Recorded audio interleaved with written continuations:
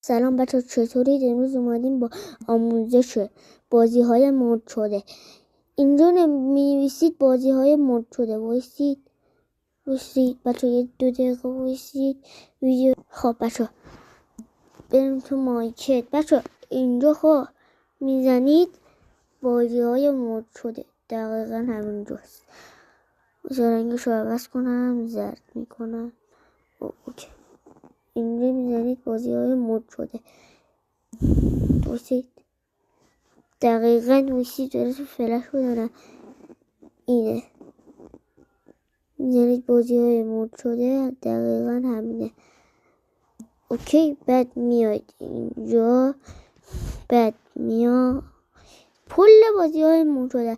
حالا من کانتر رو نصب کردم، کانتر 2 مود شده. باید این بازی هم دانلود کردم دیگه. این